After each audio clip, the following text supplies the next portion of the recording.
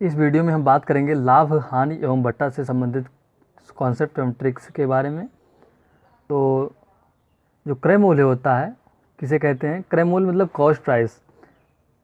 जिस मूल्य पर जो है कोई वस्तु खरीदी जाती है उसको हम क्रय मूल्य कहते हैं।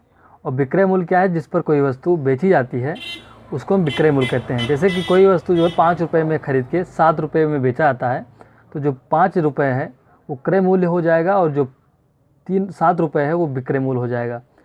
तो क्योंकि विक्रय मूल्य 7 रुपया है और क्रय मूल्य 5 है, तो लाभ जो हो जाएगा हमारा 7 - 5, 2 रुपये जो है हमको लाभ होंगे। तो इस तरह हम बता रहे हैं कि लाभ जो है विक्रय मूल्य माइनस क्रय मूल्य के बराबर होता है।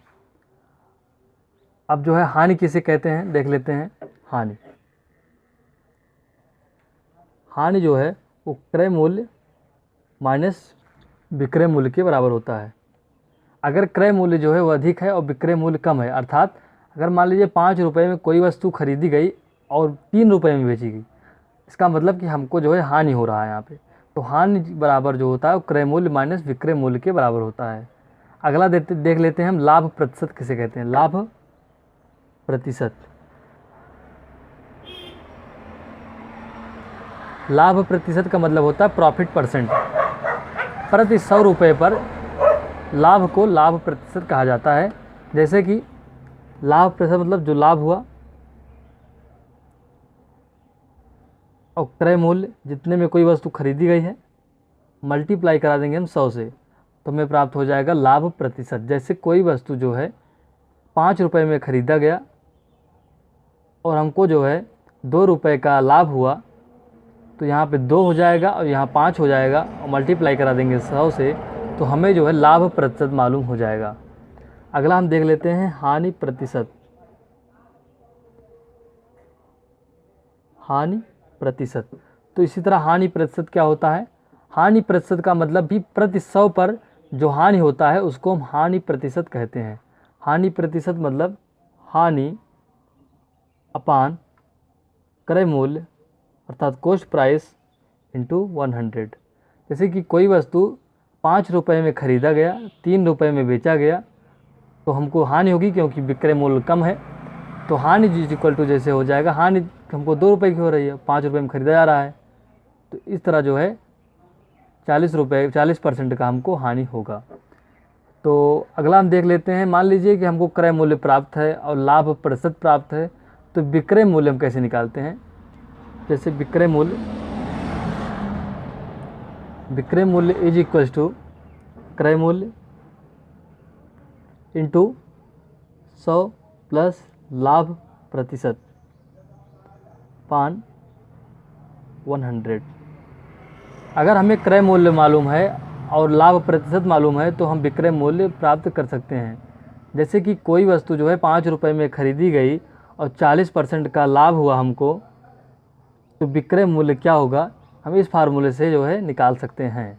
तो मान लीजिए कोई वस्तु जो है क्रय मूल्य मान लीजिए 5 रुपया है और लाभ जो है 40% है, 40% है, 40 यहाँ हो जाएगा और 140 हो जाएगा और यहाँ पे 100 हो जाएगा, तो ये जीरो जो है इससे कैंसिल हो जाएगा और यहाँ पे 5 दूनी 10, तो विक्रय मूल्य जो है 7 रुपये हो जाएगा। अर्थात अगर हमें 40% का लाभ हो रहा है, 5 रुपये की वस्तु खरीदा है हमने, तो उसका विक्रय मूल्य जो है वो 7 रुपये हो जाएगा। तो हम इस फार्मूले से जो है विक्रय मूल्य प्राप्त कर सकते हैं। नेक्स्ट देख लेते हैं हम इसी तरह हम क्रय मूल्य कैसे निकालते हैं। तो क्रय मूल्य जो है उसके लिए फार्मूला हमारा है क्रय मूल्य इज इक्वल टू विक्रय मूल्य इंटू 100 पान 100 प्लस लाभ प्रतिशत। अगर हमें लाभ प्रतिशत मालूम हो और विक्रय मूल्य मालूम हो तो इस फार्मूले के द्वारा हम क्रय मूल्य भी प्राप्त कर सकते हैं। क्रय मूल्य इज इक्वल टू विक्रय मूल्य इंटू 100/100 प्लस लाभ प्रतिशत। तो इस फार्मूले से हम क्रय मूल्य किसी वस्तु का प्राप्त कर सकते हैं। तो अगला देख लेते हैं हम। अगर हमें विक्रय मूल्य का अंतर पता हो और लाभ प्रतिशत का अंतर पता हो तो हम क्रय मूल्य कैसे निकालते हैं।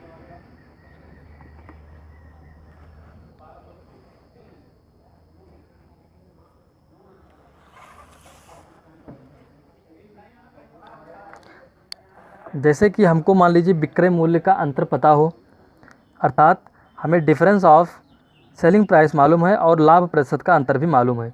तो क्रय मूल्य क्या हो जाएगा? तो क्रय मूल्य हो जाएगा विक्रय मूल्य का अंतर, मूल्य का अंतर अपान लाभ प्रतिशत का अंतर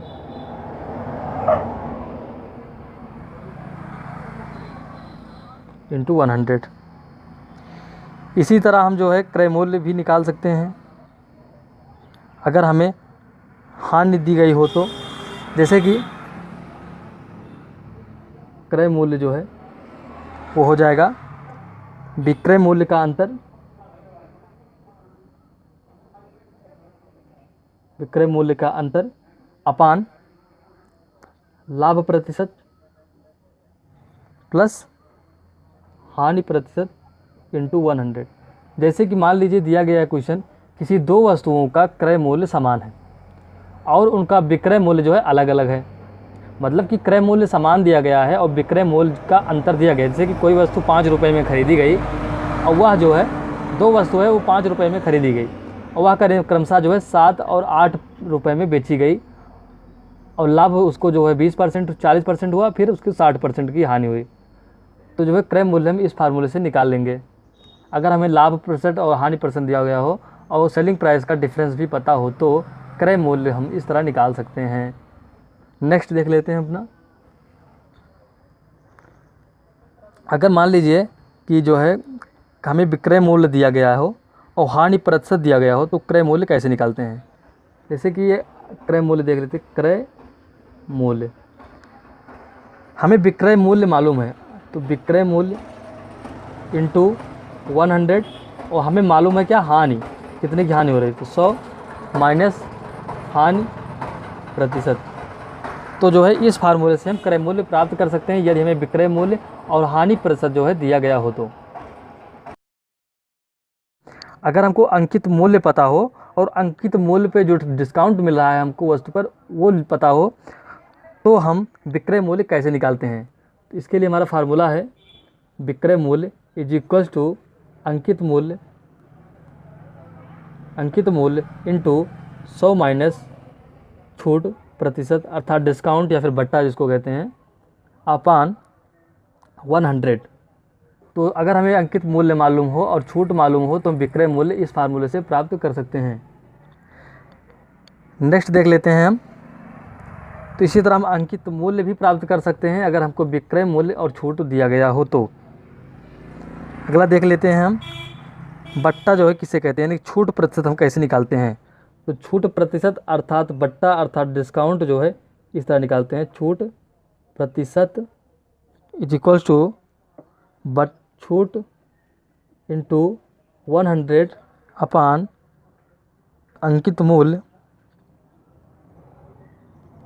इस फार्मूले से हम छूट प्रतिशत अर्थात डिस्काउंट परसेंटेज जो है निकालते हैं। अगला देख लेते हैं क्रय मूल्य कैसे निकालते हैं। अगर हमें विक्रय मूल्य का अंतर पता हो और हानि प्रतिशत का अंतर पता हो तो क्रय मूल्य इज इक्वल्स टू विक्रय मूल्य का अंतर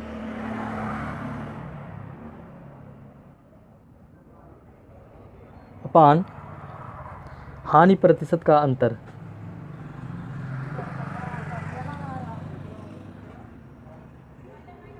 इंटू 100। अगर हमें विक्रय मूल्य का अंतर पता हो दो वस्तुओं का और हानि प्रतिशत का अंतर पता हो और क्रय मूल्य समान हो तो इस फार्मूले से हम उसका क्रय मूल्य जो है निकालते हैं। लास्ट देख लेते हैं।